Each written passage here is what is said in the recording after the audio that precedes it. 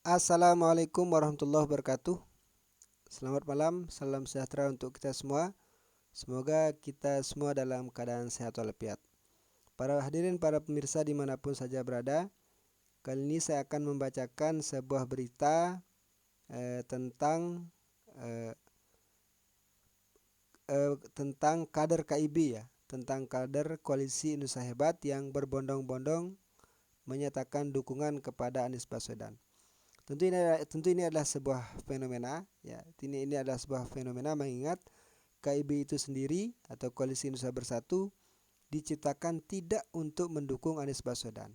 Akan tapi para pengamat menyebutkan KIB ini dibuat untuk sebagai skoci atau sebagai perahu kecil dari Ganjar Pranowo untuk maju sebagai calon presiden di 2024 sebagai antisipasi seandainya tidak dicalonkan oleh partainya sendiri yaitu PD Perjuangan. Saya kutip dari batamtoday.com dengan judul Kader KIB berbondong-bondong dukung Anies, Refli Harun beber penyebabnya.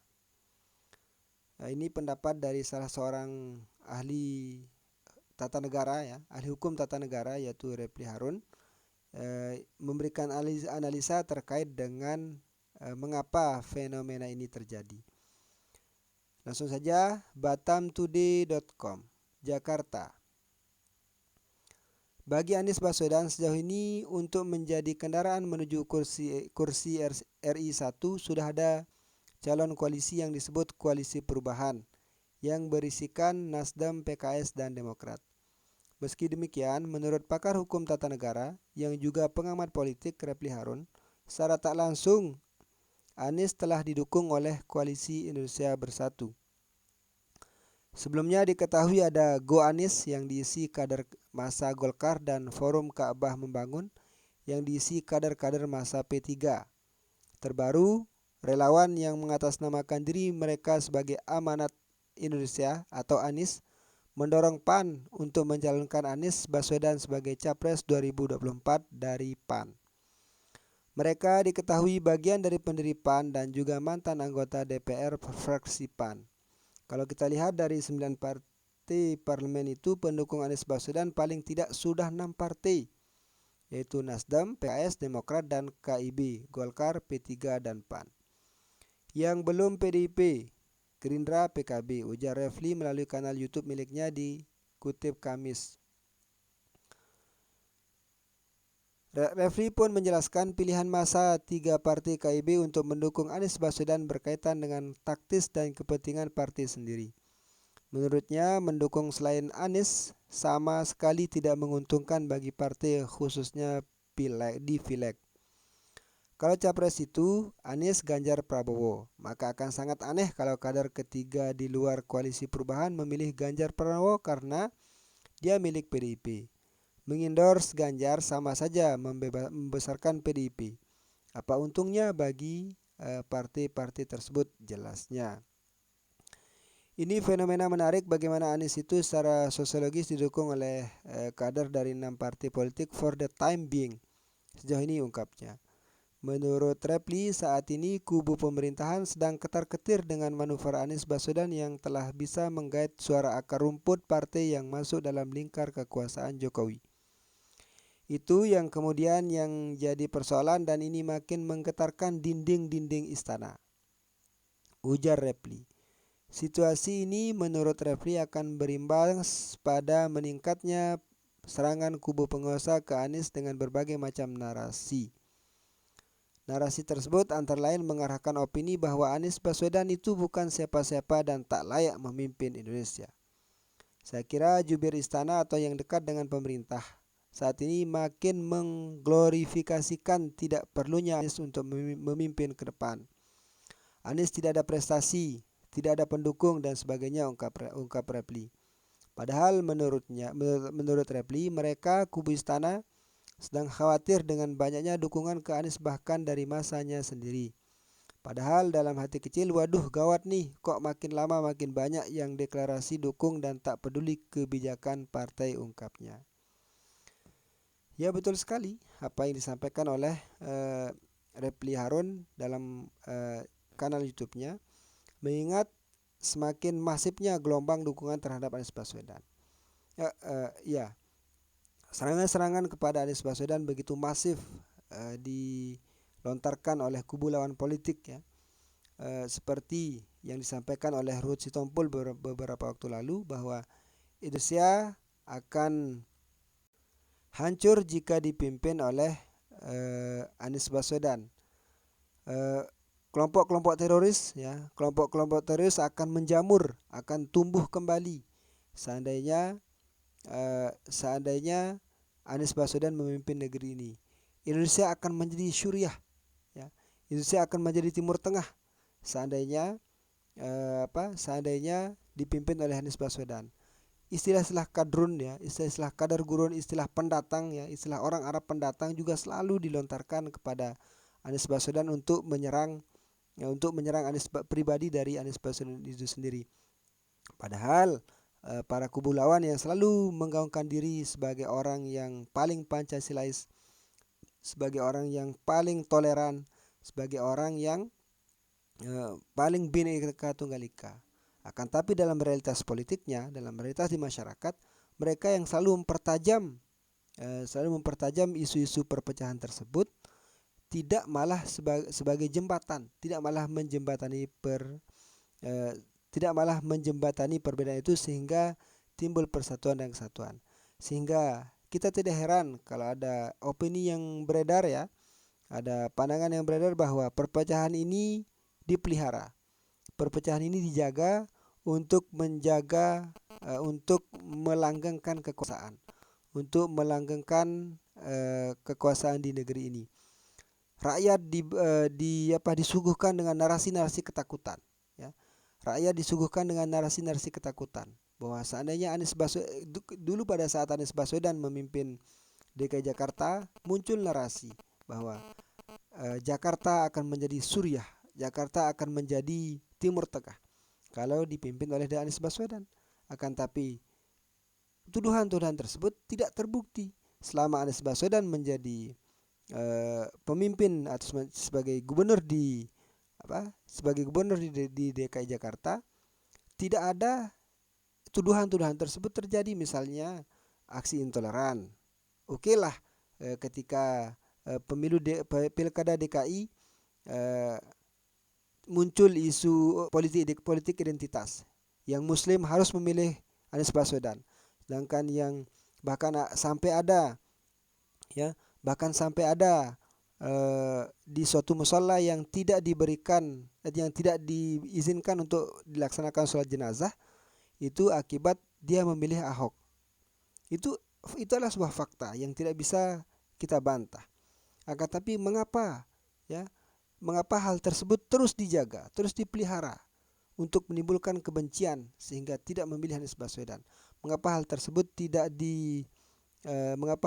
tidak dihilangkan, tidak berusaha diredam, tidak berusaha didinginkan, sehingga kebencian-kebencian atau perpecahan yang terjadi di tengah masyarakat itu bisa hilang, sehingga Indonesia menjadi bangsa yang bersatu seperti yang sudah kita dapatkan beberapa waktu yang lalu. Karena politik, masyarakat menjadi terpecah. Karena politik, masyarakat menjadi terbelah. Menjadi ada kubu kadrun, ada kubu cebong, ada kampret, ada genderuwo dan sebagainya. Ini adalah cara berpolitik yang tidak elegan. Ini adalah cara berpolitik yang tidak cerdas, ya. Seharusnya yang dikedepankan dalam berpolitik itu adalah menawarkan ide-ide, menawarkan gagasan-gagasan, menawarkan prestasi-prestasi yang ditampilkan ke depan publik, sehingga publik tercerdaskan, ya, sehingga publik tercerdaskan, sehingga publik menjadi rasional dalam memilih calon pemimpinnya. Anggaplah misalnya besok yang akan maju itu adalah Ganjar Pranowo yang akan Ganjar Pranowo, Anies Baswedan dan Prabowo Subianto misalnya. Nah, di antara masing-masing tim dari ketiga calon ini harus menampilkan prestasi masing-masing calon. tidak menyerang pribadi masing-masing calon, tidak memunculkan isu-isu yang dapat memecah belah bangsa. Biarlah bangsa ini terbelah dengan prestasi dari masing-masing calonnya. Misalnya Anies Baswedan dengan Jakartanya, terus dengan prestasi yang ia raih di Jakarta, Ganjar Pranowo dengan prestasi yang ia raih di Jawa Tengah misalnya, atau Prabowo Subianto dengan prestasi atau keberhasilan beliau dalam menjaga dalam kapasitasnya sebagai Menteri Pertahanan pada saat ini, bahwa selama Prabowo Subianto menjadi Menteri Pertahanan, Indonesia selamat dari gangguan-gangguan dari luar, begitu yang sifatnya agresi militer maupun agresi dari dunia maya misalnya dengan cyber, hacker dan sebagainya. Itu yang ditampilkan di depan publik, sehingga publik memiliki pilihan yang tepat. Publik memiliki gambaran rasional akan siapa yang akan menjadi pemimpinnya di masa depan. Bahwa misalnya ketika Anies Baswedan terpilih menjadi presiden misalnya, Indonesia akan menjadi seperti Jakarta, bukan malah di masyarakat ditakut-takuti bahwa ketika Anies Baswedan akan menjadi presiden, Indonesia akan menjadi seperti Suriah, seperti Afghanistan, seperti Rusia dan Ukraina misalnya. Itu kan bukan ide yang ditampilkan, tapi ketakutan yang ditampilkan di tengah publik. Atau misalnya ketika Prabowo Subianto terpilih sebagai presiden di kemudian hari di 2024 misalnya, seperti yang dikatakan Pak Jokowi, sekarang gilirannya Pak Prabowo Subianto, itu Indonesia akan dari segi militernya, ya, dari segi alutsistanya akan menjadi yang terbaik di dunia misalnya, mengalahkan Amerika Serikat, mengalahkan Inggris, mengalahkan Jepang, ya. Nah, tinggal atau Ganjar Pranowo misalnya, ketika beliau menjadi presiden nanti, kemiskinan akan dihapuskan dari bumi Indonesia ini. Keramah tamahan seorang Jawa misalnya, keramah tamahan seorang Jawa akan ditelurkan ke seluruh Indonesia, ke Papua misalnya. Tidak akan ada lagi organisasi Papua Merdeka di sana, dengan diplomasi dari Ganjar yang sangat luar biasa. Ya, hal-hal seperti itulah yang harus ditampilkan di hadapan publik, sehingga publik menjadi semakin dewasa dalam berpolitik. Masyarakat tidak mudah lagi terpengaruh dengan isu-isu yang akan memecah persatuan bangsa. Seperti apa-apa yang saya sampaikan tadi itulah yang akan mendewasakan masyarakat kita. Itulah yang akan mencerdaskan bangsa kita, yang akan menjadikan bangsa ini menjadi lebih baik. Kita harus belajar dari negara tetangga, misalnya Singapura, Malaysia, yang keadaan ekonominya itu jauh berada di atas kita. Levelnya berada di atas kita. Politik mereka tidak terpecah, ya. Masyarakat mereka tidak terpecah. Mereka fokus dengan pembangunan manusianya, pembangunan sumber daya alamnya, pembangunan infrastruktur dan sebagainya. Tidak hanya karena urusan politik mereka menjadi bangsa yang terpecah, menjadi bangsa yang menghilangkan ciri khas sebagai masyarakat yang ramah, sebagai masyarakat yang menghargai, sebagai masyarakat yang saling mencintai, persaudaraannya tinggi, seperti slogan negara kita itu Bhinneka Tunggal Ika, bersatu di atas perbedaan. Seperti yang dan ini diketahui oleh dunia luar. Obama ketika berkunjung ke Indonesia beberapa tahun yang lalu, pada saat beliau berpidato di Universitas Indonesia, beliau menyebutkan Bhinneka Tunggal Ika, Unity in Diversity. Masyarakat Indonesia adalah masyarakat yang bisa hidup berdampingan, antara Kristen dengan Muslim, antara Hindu dengan Katolik, antara Konghucu dengan Muslim, itu bisa hidup berdampingan, tidak dipecahkan oleh urusan politik yang dimana perpecahan itu hanya menguntungkan segelintir orang saja. Maka dari itu, para pemirsa dimanapun saja berada, kita harus cerdas sebagai sebuah bangsa. Kita harus rasional sebagai sebuah bangsa, kita jangan mau diadu domba. Jangan mau diadu domba uh, oleh segelintir orang hanya karena untuk memuluskan tujuan politiknya, untuk mencapai tujuan pribadinya. Sehingga tujuan didirikan bangsa ini ya untuk menjadi bangsa yang ikut berperan dalam percaturan politik dunia, memberikan kontribusi terhadap kemanusiaan di seluruh dunia, itu bisa diwujudkan. Dan tujuan dari bangsa ini diciptakan adalah untuk menjaga ketertiban dunia,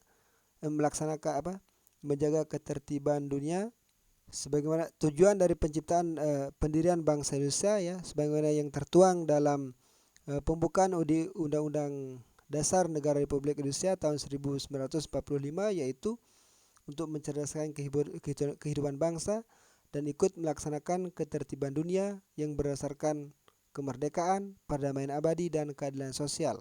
Ya.